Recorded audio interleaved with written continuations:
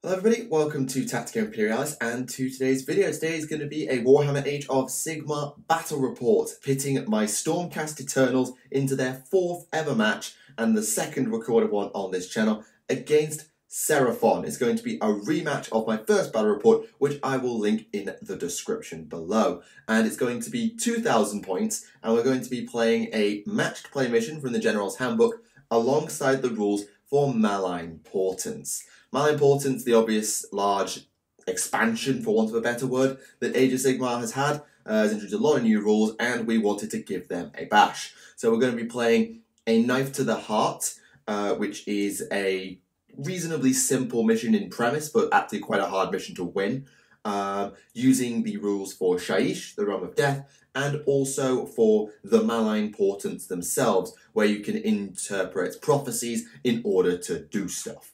I'll explain a little bit more about that in the setup for the game, but that's the basics of what you need to know. This was actually a really interesting game because I was trying out a lot of new stuff. Obviously, my Stormcast have only seen the table a couple of times, and I was facing against some stuff I've never seen before or never had to deal with before. So it was going to be intriguing anyway. Plus, with all the new rules coming in from Malign Portents, which of course we'd never tried, this was promised to be a really interesting game. Now, the format for today's battle report is going to be a little bit different. Normally, if you watch the channel, you know that my battle reports are usually filmed and commentated live. That wasn't an option for this video, simply because of the fact that there was music playing in the store. I wasn't going to ask the store owner to turn it off, and therefore, for copyright reasons, I did not want to risk recording. So it's going to be a photo commentated battle report. So there's going to be images on screen at various points in the game, with bits of voiceover. It's probably not going to be as high quality as some people who do their battle reports in this format, but I hope you enjoy it nonetheless. For those of you who follow a town called Malice, my Age of Sigmar hobby project with this Stormcast army, we're hoping for a French version tomorrow. I'm sorry, that's not going to be happening either. Due to time constraints, due to academic things, I don't have the time to record a full French commentated version of this and an English version, so it's just going to be the one video, I'm afraid. Sorry about all that, but rest assured that next week A Town Called Malice will still be out in both languages. Anyway, that's all you need to go going in. Let's get to the armies and to the mission. I'll explain everything that's going on, and then we'll get on to the game. Place your bets. Alright, ladies and gentlemen, welcome to Shyish for this Age of Sigmar battle report. Here you can see the deployment that we had going into the game. The Stormcast are deployed on the right, and the Seraphon are deployed on the left. The mission we're playing, as I said, is a Knife to the Heart. This mission is very simple in its execution. You have two objectives, one on each side. I'm not sure exactly if you can see them in the images I've got coming up, because they were kind of swamped in bodies, but the premise is simple. At the start of the third battle round and onwards, if you control both objectives at the end of your turn, you win. That's it. It is a case of if you grab both objectives from turn 3 onwards, you win. If that doesn't happen, or you run out of time, then it is based on the amount of victory points in terms of units killed. So if you wipe a unit out, it's worth that many victory points to you. Partly destroyed units do not count. It's a diagonal deployment, as you can see, and that's pretty much the mission. It's a really simple mission. It's the first mission in the General's Handbook for matched play. The more interesting stuff comes in terms of the rules for Malign Portents. So Shyish unlocks a couple of command abilities and a couple of spells for your heroes. We didn't use them at all. I had a very particular reason to want my command ability the way it was, and my opponent was launching so many spells it was kind of not worth bothering with. And the Realm trait, which is something that you roll for in Malign Portents, or that you can choose to assign, we got Drain Life. This is an ability that activates in the hero phase. At the start of every hero phase, you roll a d6. On a 6, a unit for the enemy takes d3 mortal wounds, and both players roll that every single hero phase. This would actually never activate during the game. We never got a 6, but it was there. The other ability for Shyish is based on the amount of units killed. If a unit is destroyed, during a turn, then on the next turn, you roll a d6 and add the number of units that were destroyed in that previous turn, and then things happen. This can be anything from healing to resurrection to extra movement to just flat out damage. It really does vary, and it actually means that you had to think tactically about how much you were destroying, because you were potentially giving, for the most part, an advantage to your opponent. So it's kind of a catch-up mechanism in its own way. The Malign Portents we were using, we didn't really know what we were doing. There are 6 of them available, so we just both rolled a d6. I don't have their English names, I'm sorry, because the Malign Portents book I own is actually in French, but we rolled up, for me, the Lune Funeste, which is, seems like it's the bad moon, or as it would be, because it sort of laughs in the sky, so it makes me think of the goblin bad moon. And my opponent rolled up the Crin Sanglant, so it's bloody something. And my one was mainly about trickery and doing damage to my opponent through malediction, and his was a lot more about out-and-out damage, or a little bit of chicanery. A lot of them are quite specified. Some of them are about magic, some of them are about damage, some of them are about trickery, but there is a little bit of crossover, I think, in most of them. Now, let's get to the armies. Starting us off, we have my Stormcast army at 2,000 points. Leading the army is Justinian Bloodbreaker, my Lord Aquilo as always, but you might notice slightly to his left, on the other side of the little stairway, there's a second Lord Aquilo. Those who've joined me on a live stream quite recently will know we created a second Lord Aquilo, Narcisio Wildwalker. I'll get to him at some point in a town called Malice. He's a converted Lord Aquilo, but he was going to act as a second Lord Aquilo for the army, and Justinian had the trait Consummate Commander, which allowed both him and my second Aquilo to both use their command abilities every time. It wasn't while they're both alive, you just had that all the time. So I basically had the ability to teleport twice as much. I also have 20 Vanguard Hunters, 10 with the swords, and they are standing over my objective, and 2 units of 5 with axes. One is deployed in the building on your left, and the other is deployed toward the right. Behind the Vanguard Hunters on the right, you have my Dracoth Cavalry, my Concussors, and you also have my Vanguard Raptors. On the floor, you have 3 armed with long strike crossbows. Yes, I've got those as well now. And on the stairwell, you have 3 with Hurricane crossbows. I realize I got those 2 the other way around, but I was planning to teleport half the army, so it was fine. My Lord Relictor is stood next to the Dracoth Cavalry. He was just going to provide a little bit of healing, and he had the Lightning Chariot prayer to further increase the amount of teleportation I could do. And just around the corner behind the left-hand Vanguard Hunters and next to my second Lord Aquilo, you have my Vanguard Paladors, and they are being tailed by Neve Blacktalon.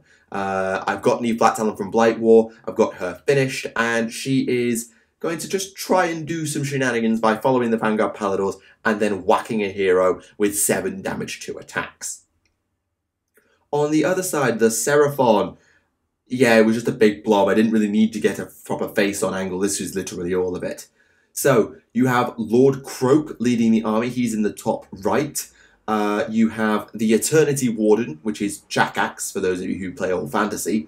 And he's accompanied by a indeterminate number of Temple Guard. I say indeterminate number because, quite frankly, they're immortal. They have a 4+ save. They get +1 to their save for being near a Seraphon hero, and then they were part of a battalion with the Eternity Warden to give them a further +1 to their save, and they also get +1 attack from being near the Eternity Warden. So they are functionally immortal. We also have a huge pile of skinks. I believe it was 40, along with a Skink Star Priest and a Skink Star Seer. The Star Seer is toward the middle of the screen. The Star Priest is kind of buried somewhere. Even I can't keep track of him. And then just toward the bottom, just hidden behind that wall, you have the Engine of the Gods. The Ancient Stegodon carrying the Engine of the Gods, which does random stuff and chicanery. that's pretty much all you need to know, apart from the fact that the Lizardmen have a lot of stuff in the hero phase. I mean, they had Croak's command ability, or spell, which is Comets, and his command ability gives rerolls, and the Star Priest or Star Seer also gives out rerolls. The Engine of the Gods does stuff. There's obviously a lot of wizards. Suffice to say, he did as much in his hero phase as I was doing in a turn at some points.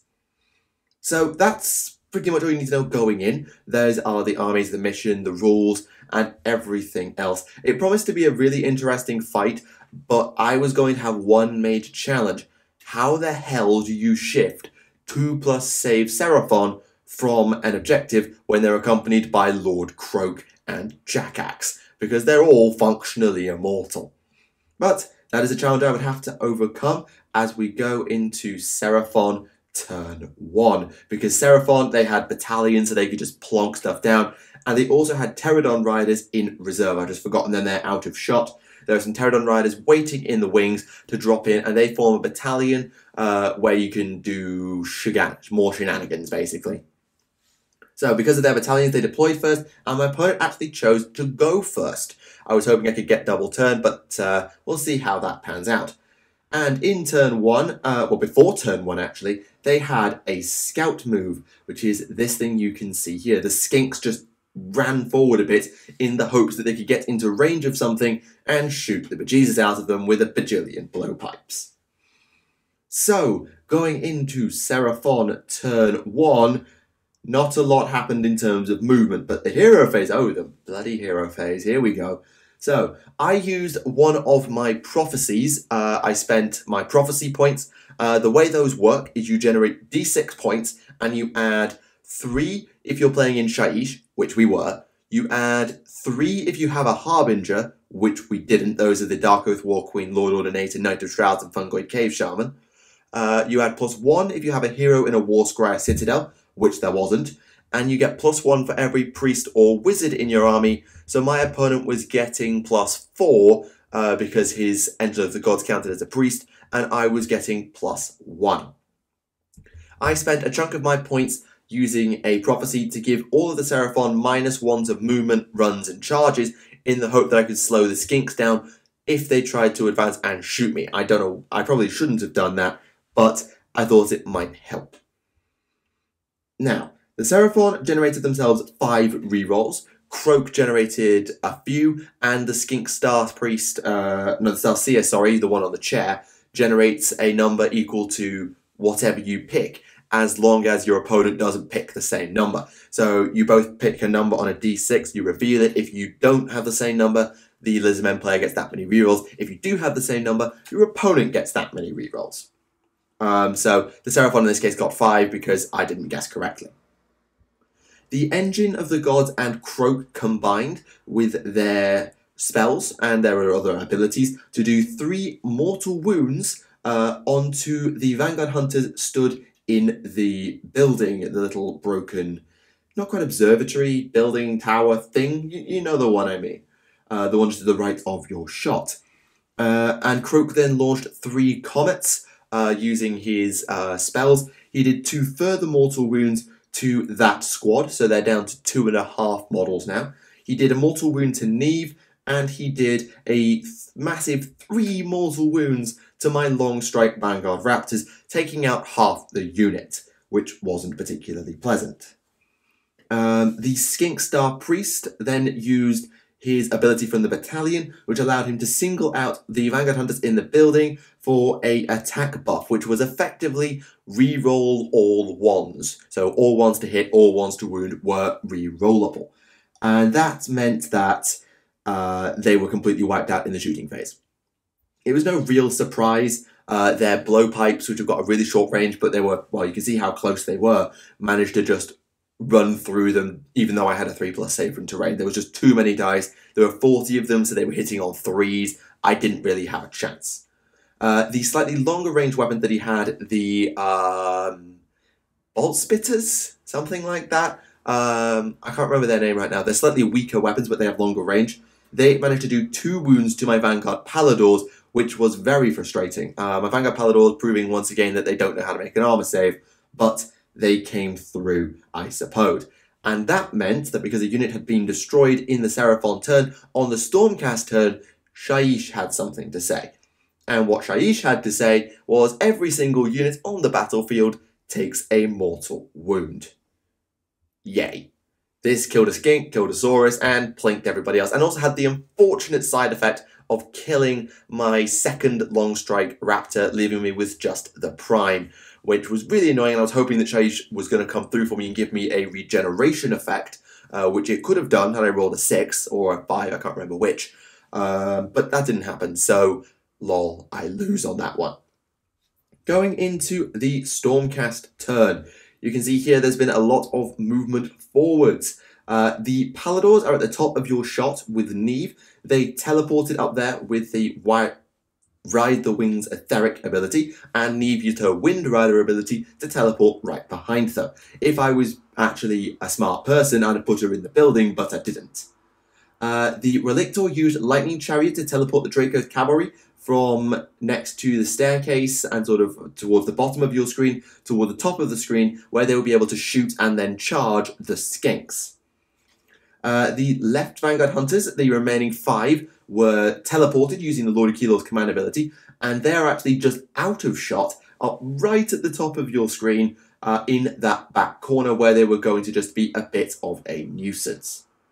Combined shooting from the Hurricane Raptors, the Storm Breaths, and the Bolt Storm pistols that were in range managed to kill 10 skinks. Unfortunately, my Raptor Prime, who was taking aim at the Skink Star Priest, rolled a 1 to hit, and he hits on 2s. Yay, lol, thanks me. My Relictor also failed to heal with his prayer, so yay, fantastic. He's not very good at healing Storm. He's very bad at rolling that one, even though it's only on a 3+.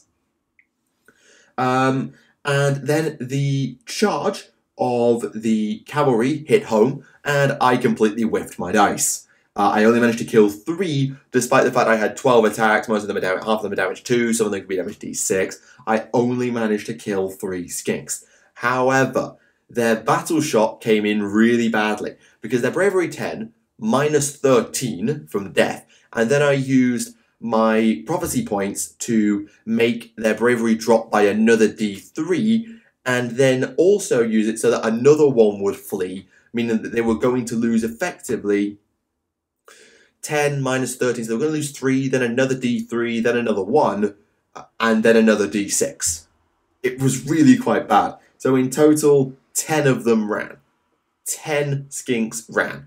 So it could have been a lot worse, but practically half the unit had died. It might have been until they had 45 skinks, I've got my maths wrong, but about half the unit was dead in one turn. They used their retreat move, which they're allowed to do, and they fell back. So, not too bad, and to be fair, he actually did try and re-roll his battle shock test and make it less bad, but it was about as bad as it got. So he lost a really large number of skinks, but to be fair, that's only his basic unit, and they did trade for the Vanguard Hunters, so fair dincomes, I guess? I don't know. Anyway, priority roll for double turn, and I lost it. I did not get double turn, which would have been really useful. As you can see, my cavalry is in a really nice position to just go and isolate the Skink Star Priest, who is stood kind of forward because he didn't get the retreat move. I'd have been able to probably wipe the entire Skink unit out, and maybe even start getting a look at the Stegodon. But I didn't get priority, so we go into Seraphon, turn 2. They get 8 rerolls this time. My opponent picked high with his Star Steer, and he got himself 8 rerolls. He used his prophecy points to heal back the Saurus that had died. They're called Saurus Guard, not Temple Guard, my apologies. They're basically the same thing. He then attempted to use his prophecy points again to wound the Paladors, but he failed to do so. And then he targeted Neve Black Talon, who was just behind the Paladors, with the Skink buff. He then also used an ability to reduce my Draco's Cavalry's hit rolls by -1. The Skinks had an ability on them that gave them -1 in the previous round, which didn't help, but what can you do? The Engine of the Gods then fired up, hit the Paladors for 2 mortal wounds, and then Croak fired 3 comets again. I think my opponent was quite liberal with his rerolls in making that happen. He hit my flanking Vanguard Hunters, who are just in the top right corner of your screen, for 3 mortal wounds. He hit Neve for 2, so she's down to just 4 wounds at this point. Or is it 3? Might be 3 wounds. Sorry, yeah, 3 wounds at this point. And the Paladors get plinked for another 1. The Pterodon Riders also arrived. You can see them in the screen. This is taken at the end of the turn, but they arrived on the building next to my stuff, which is great. Neve was shot by the Skinks, who were of course buffed to all hell, and they wiped her out. So Shyish will activate again on the next turn, and I've lost one of my heroes. The Paladors were shot by the Pterodons, and well, it hurt. Actually, I think I might be taking this photo at the start of the turn, because the Pterodons did 6 wounds, and due to the mortal wounds and the other plink damage that had been done throughout the turns, I was left with just my Palador Prime. Yeah, I'm sorry, I've actually done this at the wrong time. This isn't the end of turn, this was during the turn. And it hurt. I was down to 1 Palador, just my Prime, and just ow.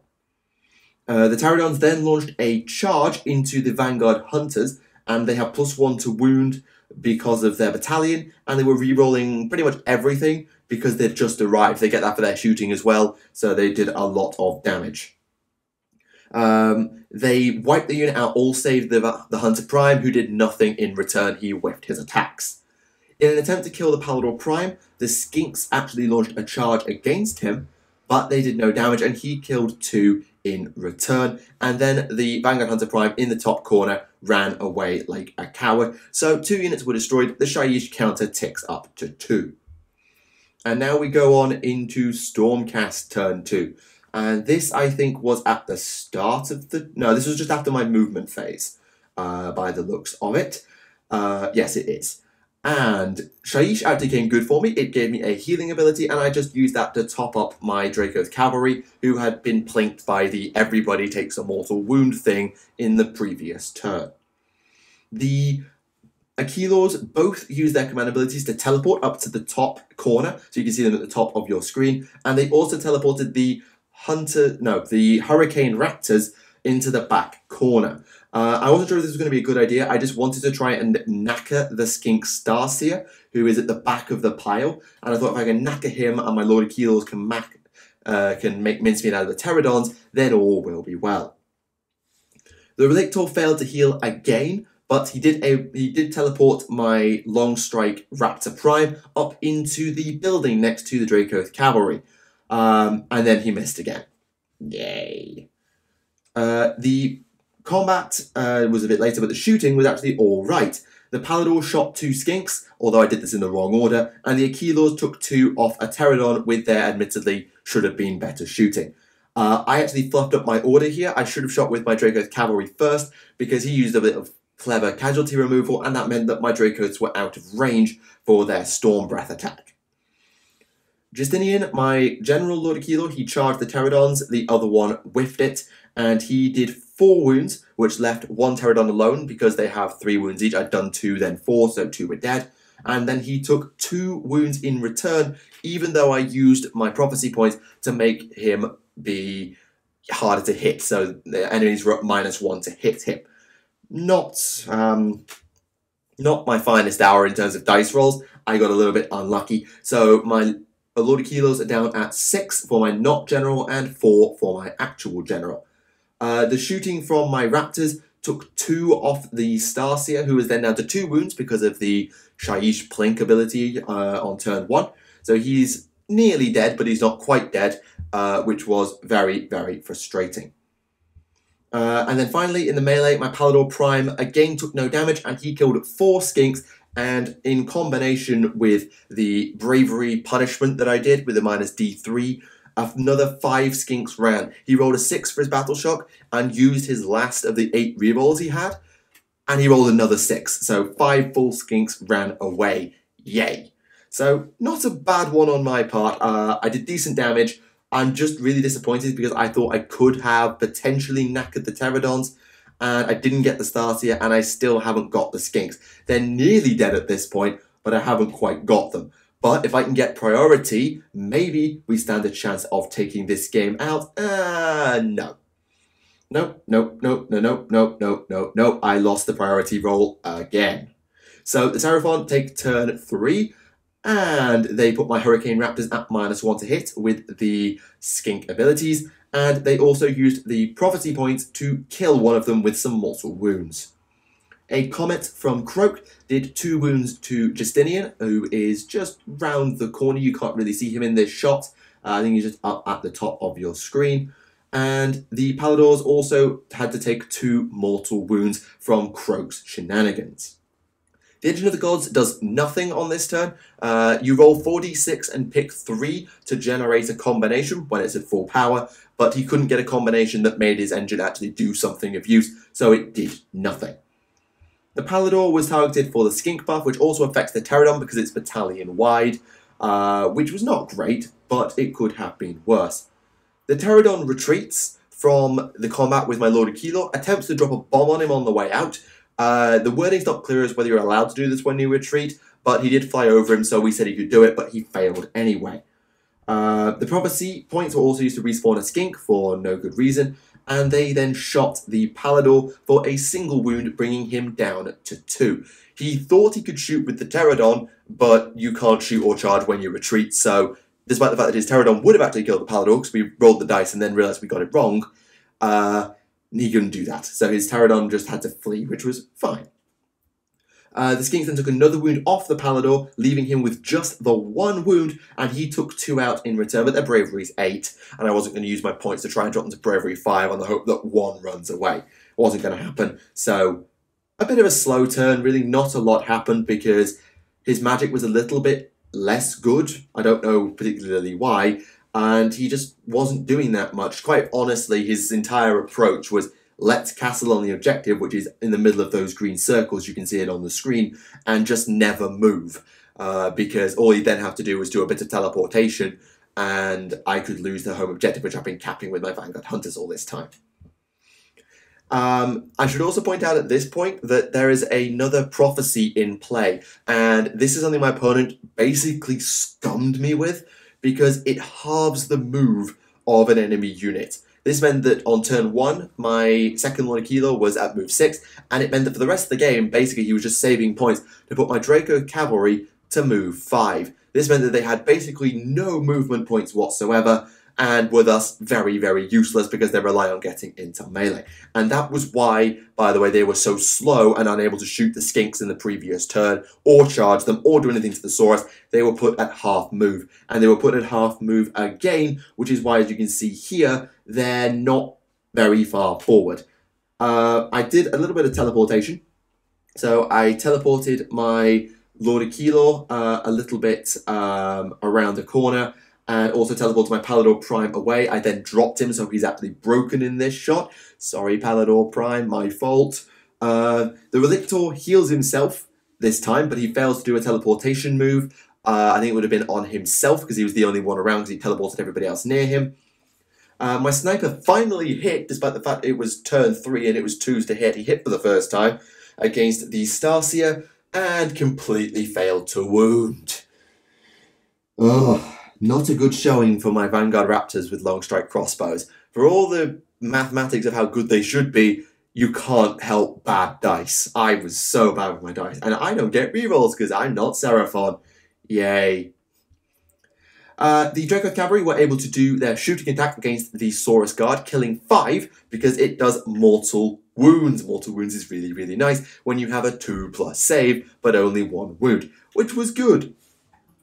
I then attempted to shoot them, or shoot some stuff, didn't do anything at all, and then I launched some charges. I threw my Lord of Kilo into, my General Lord of Kilo into the Temple Guard, and threw my other one around the corner to try and charge into the Starseer, and he did so. You can see in this shot, he's sort of next to the building. He came around, he charged the Starseer. The Draco's Cavalry whiffed their charge because of the half move thing. The Palador attempted to charge the Pterodon, but despite the fact it was only like a 7, I completely whiffed it. And then he used his prophecy points to ignore my -1 rend, meaning that my Lord of Kilo's attacks against the Temple Guard were utterly useless. I mean, only the Griff charges damaged 2 rend attacks could do anything, and that got 1 wound through. My Lord of Kilo against the Starseer, oh my goodness me. He whiffed. He utterly whiffed, despite having 10 attacks, 8 attacks, that hit on 3s and wound on 3s in various combinations. I didn't get a single wound roll in. He didn't actually have to take a save. If he had, he'd have probably failed it because it'd have been like a 5 or a 6 and he'd have been dead. But no such luck, the Starseer lived, and he then, to add insult to injury, hit 2 wounds back using his staff, despite only having 1 attack that hits on like a 5. So, not a good showing for my second Lord Aquilo, but he is still alive. He then took 2 further wounds from the Temple Guard, and that was fine. He was just chipped down to his last 2 wounds.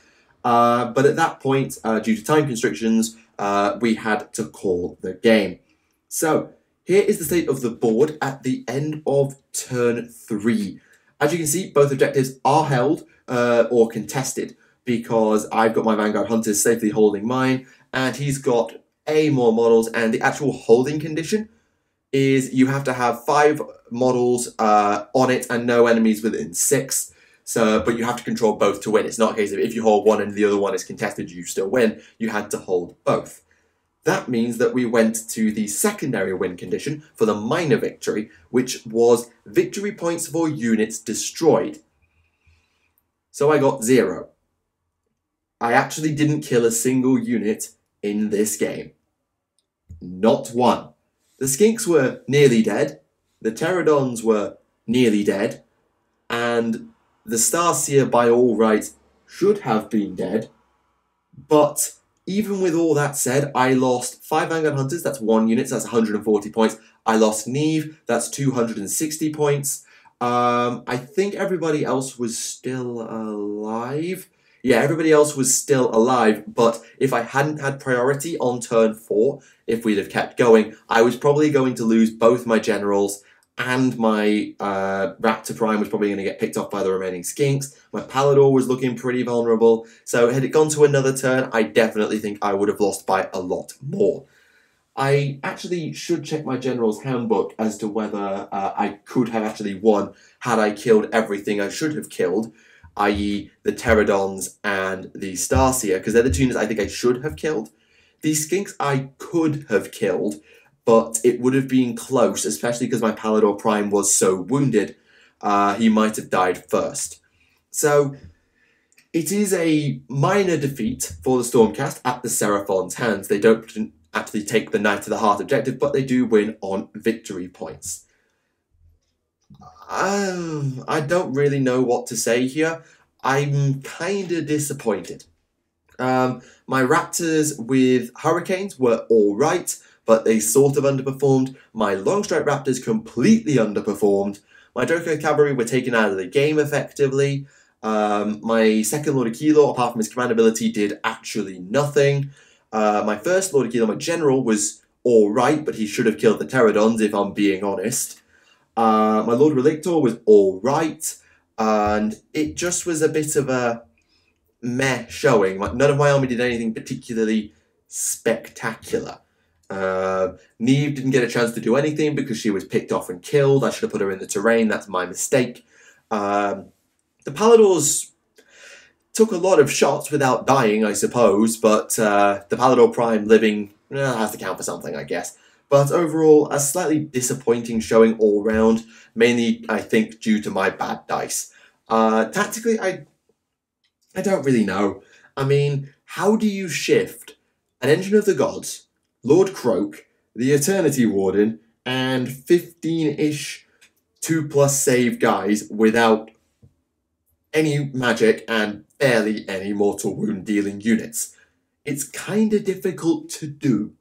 So I'm not sure how I was going to shift the Seraphon off that objective, and about probably a half to 2/3 of his army was probably tied up in those units. So at that point, I'd have had to just run away, conserve strength, and just hope I don't get wiped out with enough units that I could win on victory points, and that's just not a way to play the game. So it is a defeat, but I'm not really sure how I would go about changing it to a victory, unless maybe the victory points would have actually worked for me had I killed what I think I should have killed. Anyway, that is all for the battle report. It's been a bit of an extended commentary, and I do hope you have enjoyed it. Let me know your thoughts on the format, how, obviously, I know it can be improved if I took more photos and maybe other stuff, but I did take some decent notes, so hopefully you got a good picture of how the game panned out. So let me know your thoughts on the army, the game, and all that stuff in the comments below. I'll be very interested to see what you have to say. And join me next week for a Town Core Malice's 9th part, where we'll be taking a look at probably one of the units that we had a look at today, or maybe not. I'll leave you hanging on that one. So, thank you very much for watching this battle report. I do hope you have enjoyed it. This has been Tactica Imperialis. Until the next time, I'll see you all again. Goodbye.